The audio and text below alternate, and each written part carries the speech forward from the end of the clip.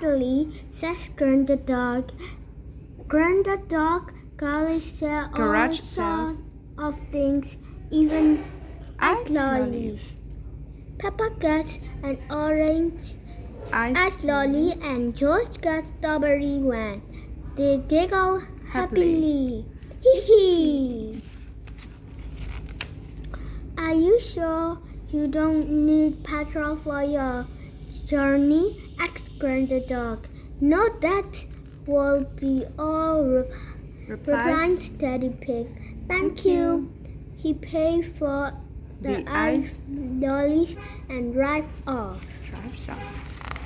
Daddy Pig doesn't get very far before the car stops.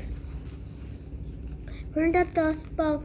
Daddy Pig needs help. We are coming to the rest